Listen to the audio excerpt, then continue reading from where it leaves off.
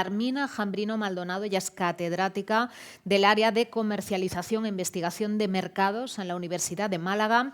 Para Luis Movilla, director de innovación de Via Lion. Fabiola Pérez, CEO de Miotitech and Business School. Y para Alejandro Touriño, socio director de Écija Abogados. Todos ellos van a estar moderados por mi compañera periodista Cristina Pampín. Un aplauso.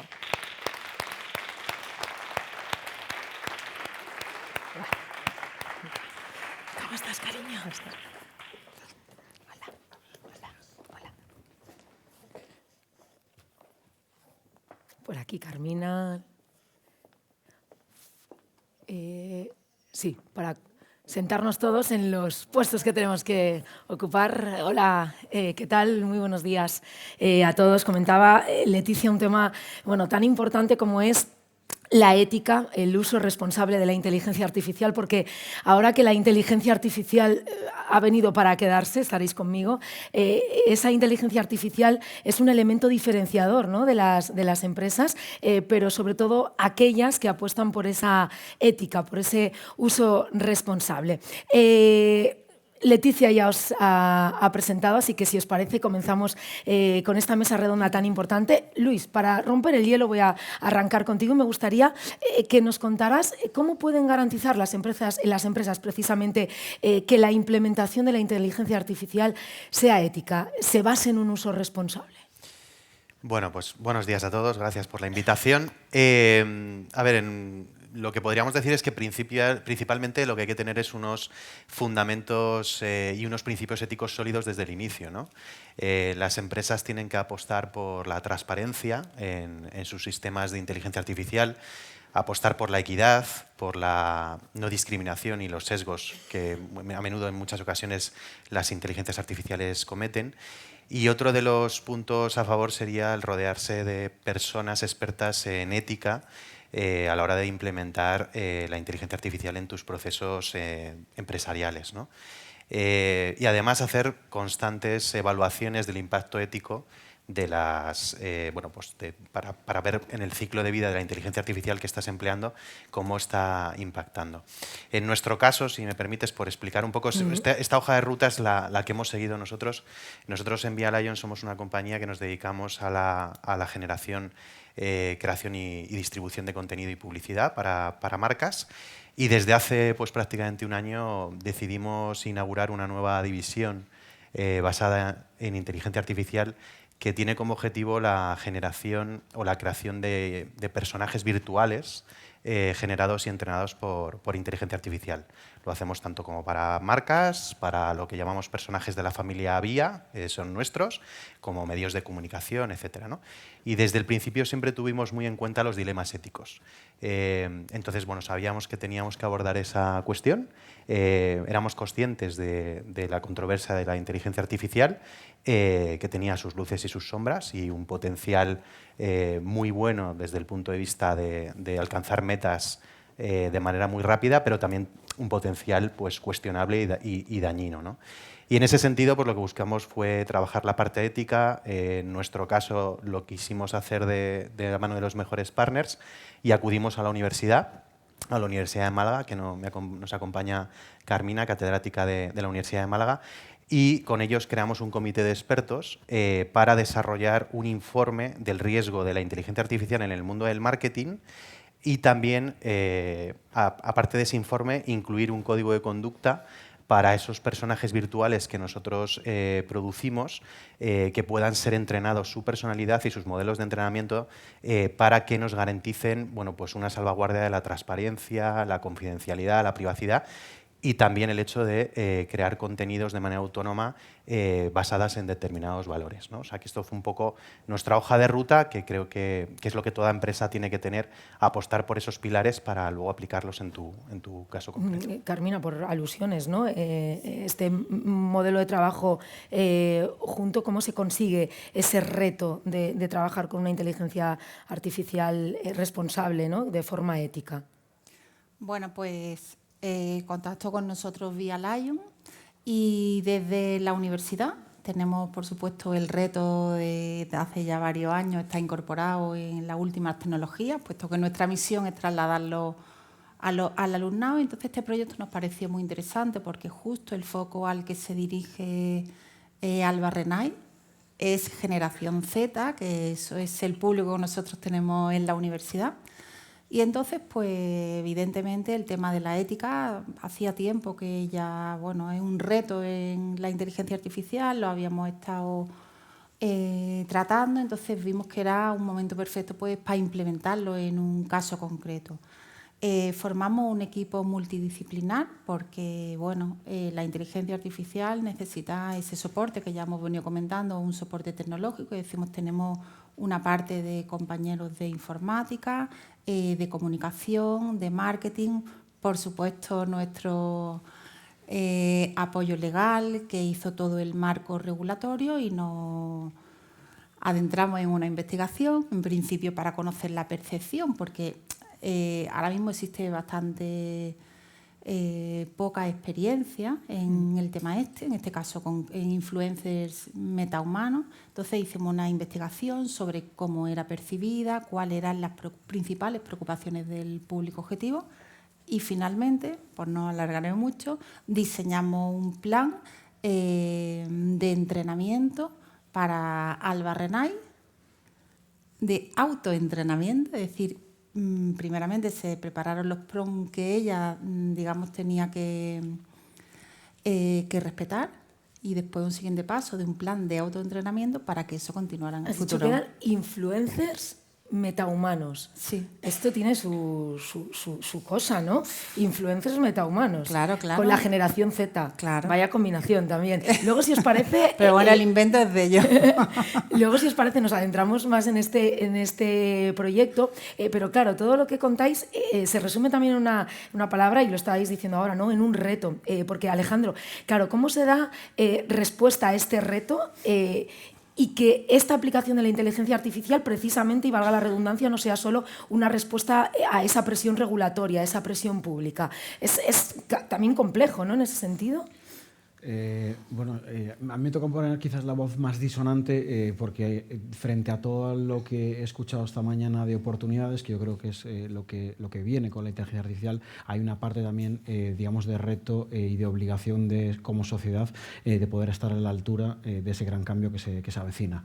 La Unión Europea ha dictado una norma que es pionera a nivel internacional, omnicomprensiva, que trata de regular la IA desde muchos puntos de vista y desde luego lo que quiere es dar respuesta a esa necesidad que estamos viendo en el mercado. Es decir, al final todas las iniciativas digamos más de autorregulación, más éticas, más de guidelines que se puedan adoptar por empresas, por universidad, deben de ir en consonancia con lo que marcan las normas, y muchas veces ese primer grupo normativo surge cuando no existe una ley como tal.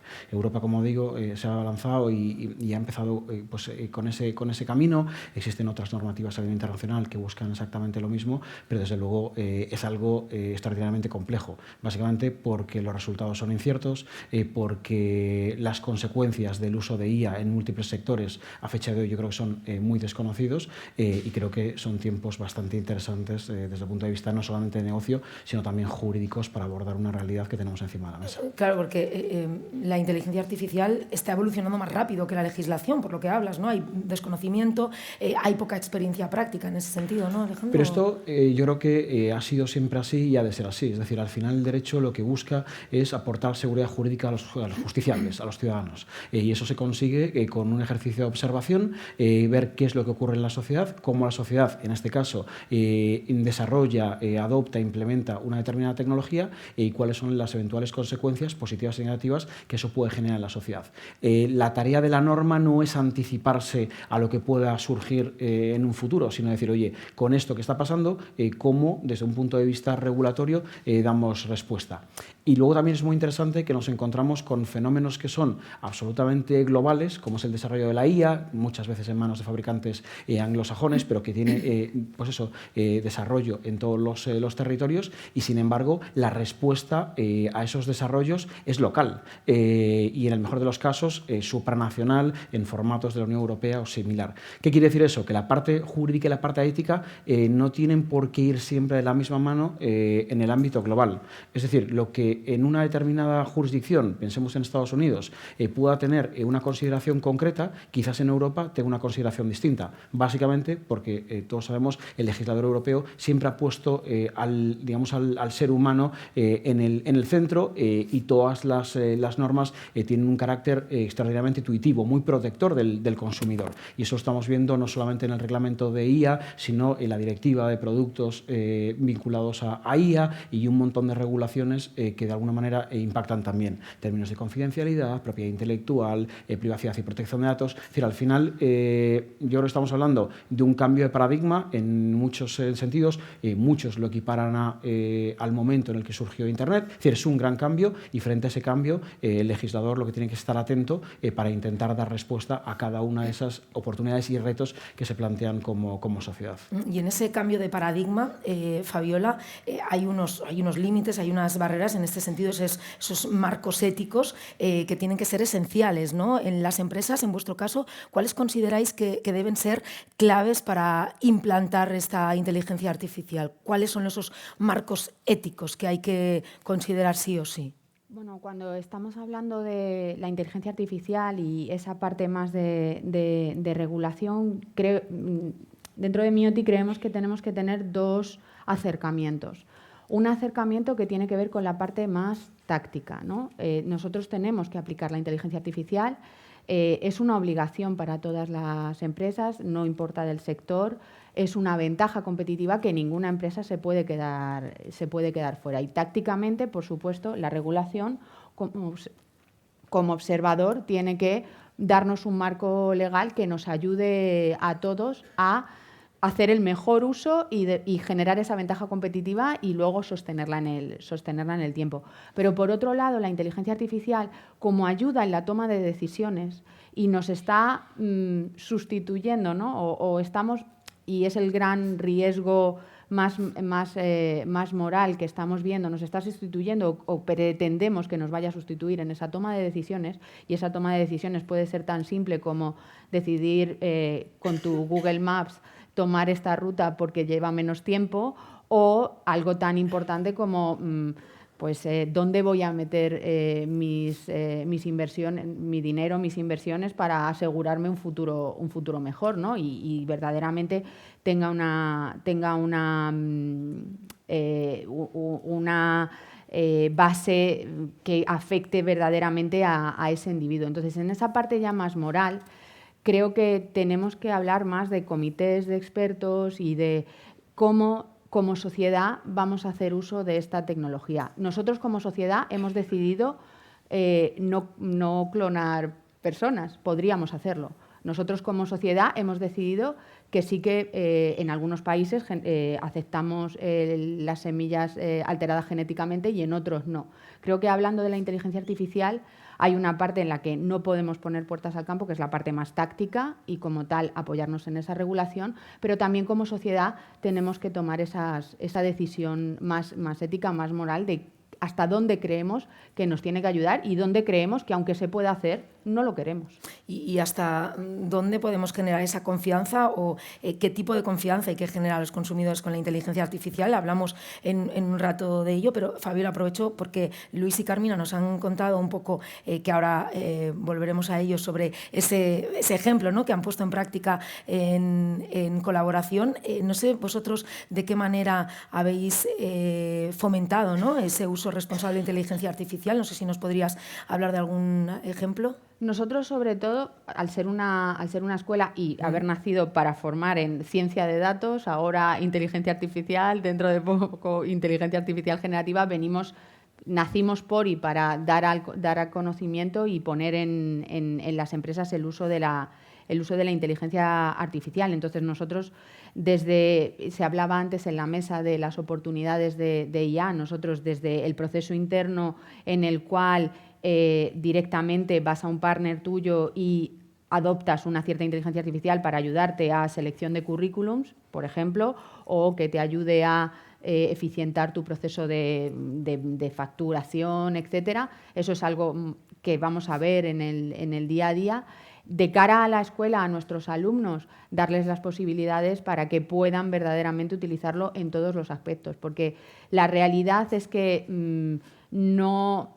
el enfoque, nosotros estamos poniendo las licencias a disposición de los alumnos, etcétera, porque el enfoque de limitar y poner otra inteligencia artificial para revisar lo que ellos han hecho con inteligencia artificial es como, no tiene mucho sentido. Yo lo que quiero es que generen esas dos inteligencias artificiales, tanto una como otra, y enseñarles en las dos. Entonces, lo que estamos haciendo es potenciar verdaderamente que ellos puedan crear esas propias inteligencias artificiales.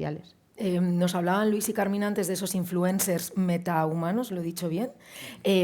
Claro, vosotros cuando ponéis sobre la mesa este trabajo, también partís de esos marcos éticos, ¿no? ¿Cuáles son los límites? ¿Hasta dónde decís hasta aquí podemos llegar?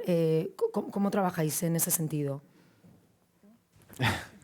Bueno, pues en nuestro caso, a ver, lo primero que hicimos fue lanzar, como decía Carmina, un primer personaje. Para nosotros es un proyecto creativo que intenta explorar pues, nuevas fórmulas de comunicación y conexión con los consumidores y con las audiencias. Y bueno, enseguida surgieron dilemas éticos. O sea, en los propios grupos de trabajo.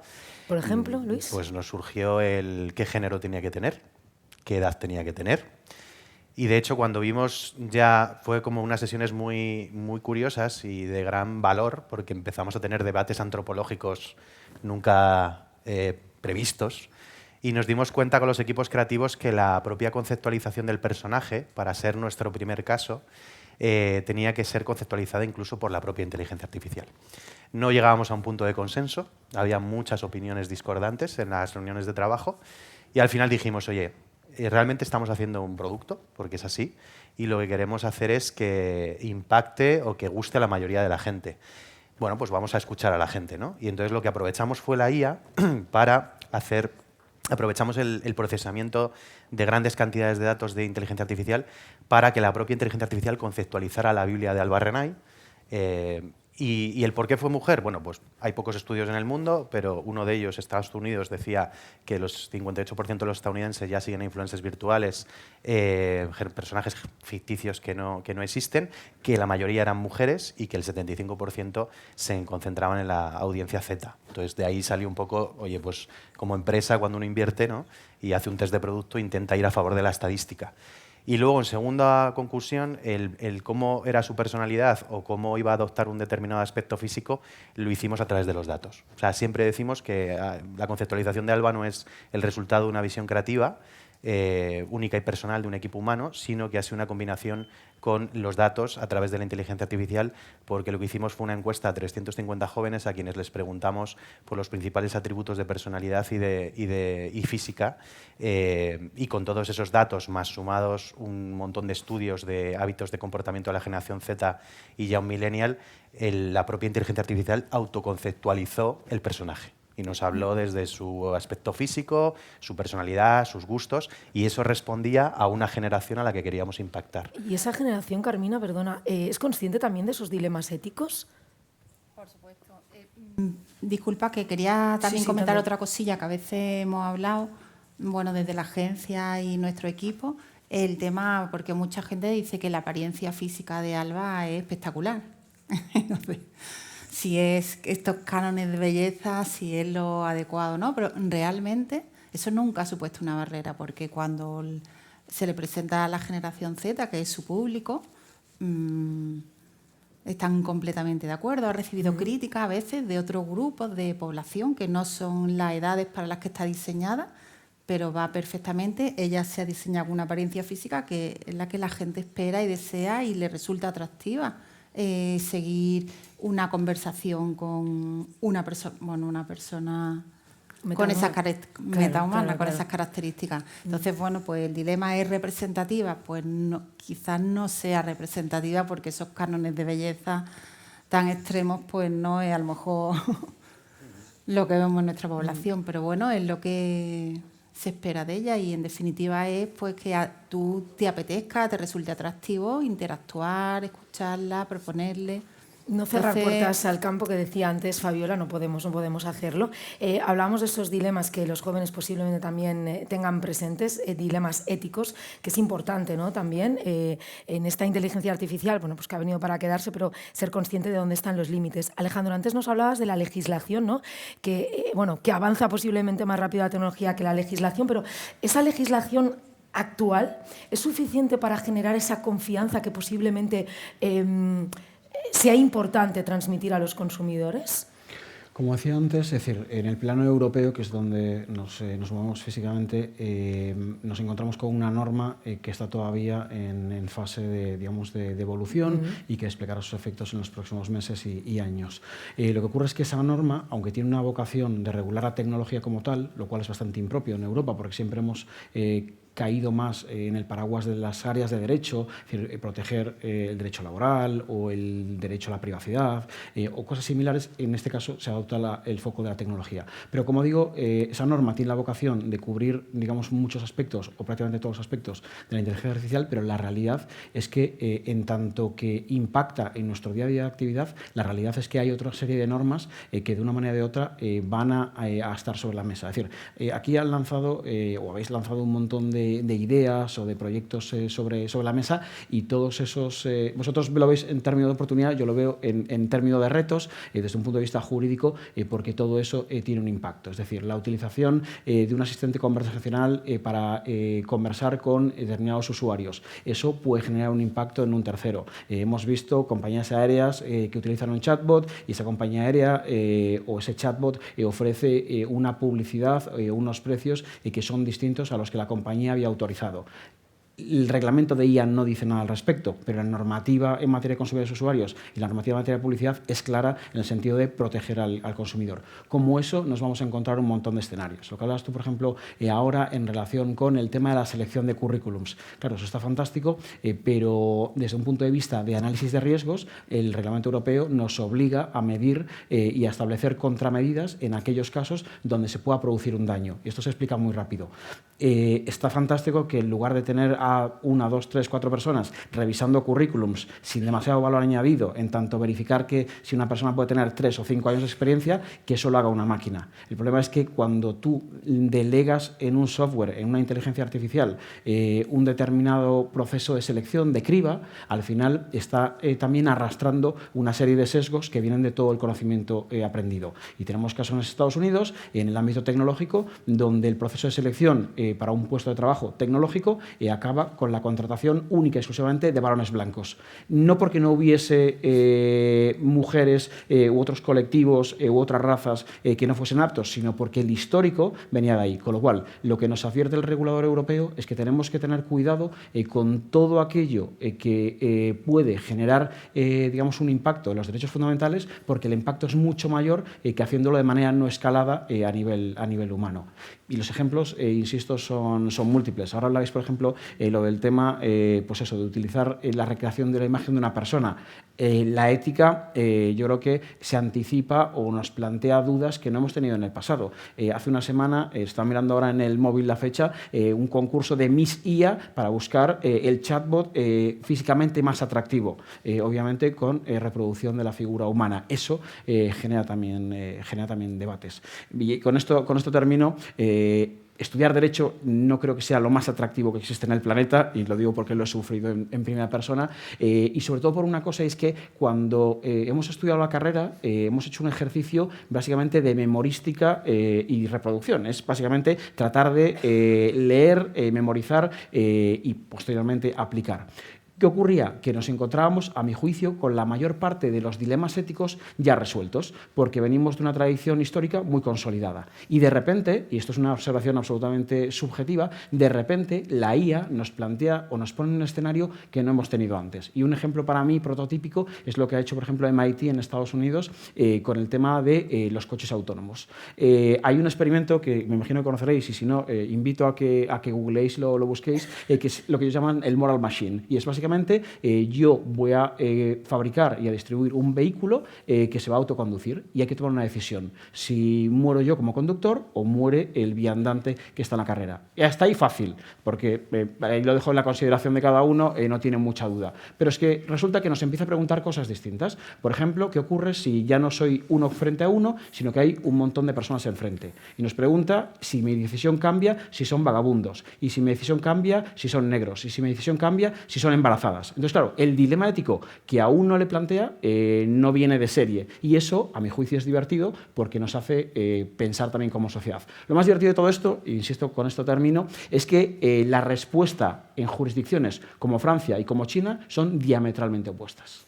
Porque culturalmente tenemos una tradición distinta y las normas de esos territorios tienen que responder a lo que culturalmente requiere cada país. ¿Qué ocurre? Que luego va a haber coches fabricados y diseñados en Francia que se van a distribuir internacionalmente y coches fabricados y diseñados en China que se van a distribuir internacionalmente. Ese conflicto de normas, que hace un tiempo era una anomalía en el sistema jurídico, a fecha de hoy es una realidad. Con lo cual, evolucionamos, digo, por acabar con un discurso positivo, de estudiar un derecho aburrido a estar en un momento absolutamente apasionante donde los retos son permanentes. A mí, Alejandro, también me gustaría continuar con un discurso positivo, generando esa confianza a los usuarios, Fabiola. En ese sentido, me gustaría preguntarte cómo se genera esa confianza, sobre todo, cómo se percibe la transparencia de los algoritmos de la inteligencia artificial, cómo lo percibe la sociedad en general, o en este caso, pues, alumnos, estudiantes. A ver, en nuestro caso es muy fácil porque nuestros alumnos vienen a estudiar ciencia de datos, vienen específicamente a formarse en inteligencia artificial desde que se fundó la escuela. Entonces, están ávidos y la mayoría de los dilemas morales quedan un poco aparcados en pro de la productividad y de lo que se puede conseguir y de esa oportunidad, ¿no? Y de ese gran santo grial de ser capaz, pues eso, de generar ese valor añadido, de una nueva descubrir una nueva ventaja competitiva, etcétera. Entonces, ahí no existe ese tema moral, o más bien lo obvian. Lo que sí que es verdad que dentro de la escuela obviamente tenemos que hablar de estos temas y tenemos que poner sobre la mesa cómo afrontar esta parte de ética. Y hay una parte de afrontarla más técnica que tiene que ver con la calidad de los datos con los que se entrenan, con la abundancia del dato y cómo de bueno es ese dato, y ahí obviamente hay una parte de preparación técnica en cuanto a esa calidad de dato y en cuanto a esa calidad de información, pero también hay otra parte que tiene que ver con transparentar el uso de esa inteligencia artificial. Es decir, yo ahora mismo en una prueba pericial, ¿no? Y seguro sabes tú muchísimo más que yo, Alejandro, se puede admitir un vídeo, ¿no? Ese vídeo ahora mismo podría ser un vídeo trucado y podría ser un vídeo que a reconocimiento del ojo humano no supiésemos que está tocado. Aquí se plantea cómo introducimos esa regulación dentro del propio dispositivo. Es decir, vamos a empezar a ver cámaras de inteligencia artificial que están reconociendo imágenes, que tienen inteligencia artificial y que tendrán una cierta marca de agua. Tenemos que generar esas tecnologías que transparenten al usuario que esa imagen no ha sido modificada. Y, por tanto, tendremos que crear esa industria en la cual tanto imágenes, tanto voz, cualquier tipo de contenido. Hay un dato que a mí me parecía apabullante y tengo que corroborar, pero que se dio en el DES, de que el 90% del contenido que se va a generar en los próximos 3 años va a ser de inteligencia artificial. Es decir, menos de un 10% lo vamos a generar humanos, que nos creemos que los humanos lo generamos mejor. Eso ya es otro discurso. Pero si el 90% se va a generar por inteligencia artificial, el 90% es susceptible de ser manipulado. De ser manipulado por una inteligencia artificial que nos estamos encargando nosotros, los tecnólogos, de hacer que sea indetectable para el ojo, el oído y la percepción humana, ¿no? Entonces, necesitamos generar, y esto es una oportunidad muy buena, una nueva industria que verdaderamente transparente, que lo que estamos viendo es real, que lo que estamos viendo está generado por inteligencia artificial. No significa que sea bueno ni malo. Yo tengo un influencer que es metahumano y me está dando el contenido que yo quiero y estoy encantada, pero necesito saber que es un influencer metahumano, que no es que no es una persona real detrás, ¿no? Veníamos viniendo para acá, veíamos las campañas publicitarias y demás, y muchísima información que está modificada al ojo humano y nosotros lo aceptamos, pero lo aceptamos o bien porque como sociedad sabemos que sí, que está tocado, ¿no? O bien porque alguien, una entidad, nos está diciendo que eso sí que está tocado o que esto no lo está. Entonces, creo que es importante, sobre todo cuando las noticias empiezan a parecerse a las películas y las películas a las noticias. Sí, y lo cierto es que nosotros en Radio Televisión Española tenemos un sistema que se llama, es una especie de redacción que se llama Verifica RTV, porque no os podéis imaginar la cantidad de vídeos que a ojo humano parecen reales, pero no son ciertos, o aprovechando pues una desgracia se modifican vídeos, o incluso hablamos también de otro tema de la desinformación, pero hasta el punto que hemos tenido que habilitar pues un apartado de Verifica RTV en el que los usuarios pueden mandar esos vídeos para saber si son reales o no. En este punto estamos. Sí, Alejandro. Si os fijáis, es uno de los elementos que marca con mayor foco la normativa europea, es decir, la exigencia de transparencia. No tanto el establecer límites a la puesta en marcha de sistemas de inteligencia artificial, sino que el destinatario de un determinado contenido e información sea consciente que lo que recibe es generado con inteligencia artificial. Y es más, muchos códigos de autorregulación, por ejemplo, estoy pensando en la Asociación de Agencias de Medios en Estados Unidos, uno de los elementos que planteaba es decir, oye, tiene sentido, utilizaría, pero igualmente tiene que ser transparente para los clientes. Y eso, si me lo permitís, es un poco evolución natural de lo que hemos visto en otros muchos ámbitos. Pensemos, por ejemplo, en un comparador de hoteles. No se le ha puesto una traba a cualquier operador para decirle, oiga, usted tiene que poner este primero o este segundo. Usted es una entidad privada y tiene libertad para identificar quién va primero y quién va segundo.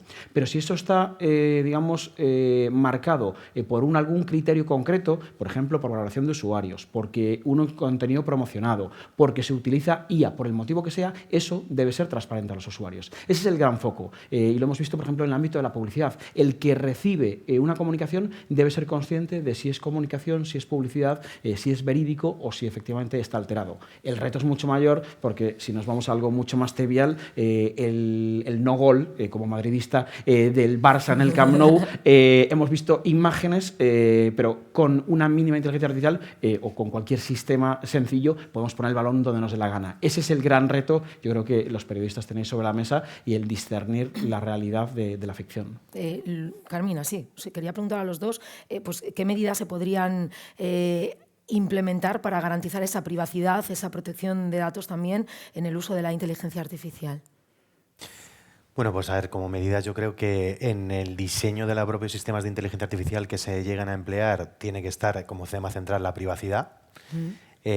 Por supuesto, apostar también por todo lo que tiene que ver con fomentar la diversidad, evitar los sesgos de las propias inteligencias artificiales, la no discriminación.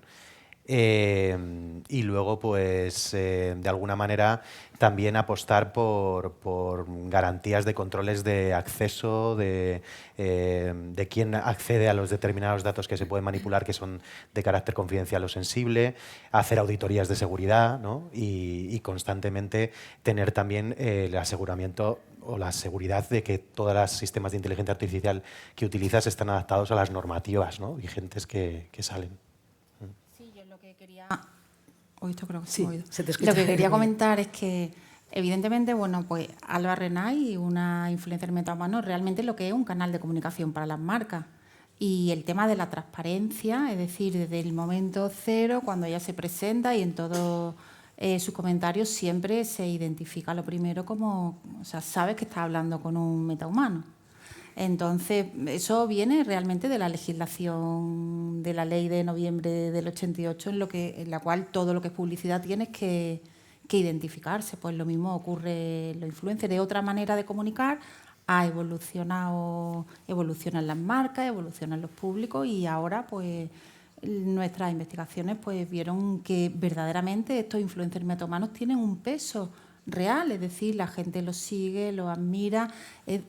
es cierto que también hemos detectado pues, que existen dentro de esta generación Z, pues, por decirlo, algunas tribus que tienen un poco más de resistencia porque siempre ponen encima de la mesa la autenticidad.